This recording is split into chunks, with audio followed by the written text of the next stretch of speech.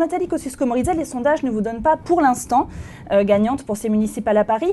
Sur quoi est-ce que vous misez d'ici le 23 mars? Nous avons vu par exemple que vous avez lancé une web-série qui parle des horaires des Parisiens. C'est ça votre cheval de bataille cette semaine par exemple? Je pense qu'il y a surtout beaucoup de Parisiens qui sont en train de rentrer dans la campagne parce qu'il y a ceux qui s'intéressent traditionnellement à la politique et puis bon, il y a ceux qui sont moins dedans et là ça se passe dans 10 jours et donc moi je suis à fond sur le terrain et sur le projet. On a des sortants qui voudraient appeler à la résignation, faire croire qu'on ne peut rien changer parce qu'ils n'ont pas su réussir sur des sujets fondamentaux de la vie des Parisiens. Mais il n'y a pas de fatalité à ce que l'insécurité augmente partout dans Paris, il n'y a pas de fatalité au matraquage fiscal, il n'y a pas de fatalité à la perte d'attractivité de Paris. Et donc moi je fais des propositions très concrètes et ces 15 jours sont consacrés à dire aux Parisiens une autre politique est possible.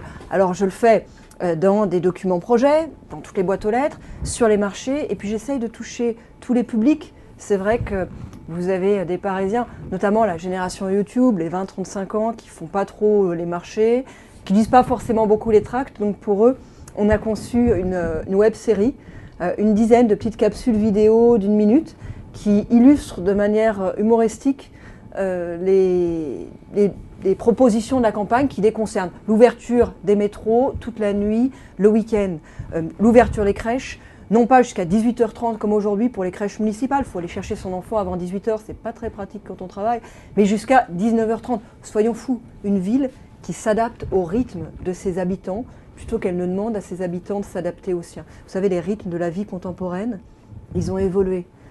Et Paris est beaucoup resté sur un rythme 9h-17h. Donc une de mes propositions, c'est ça, c'est la révolution des horaires.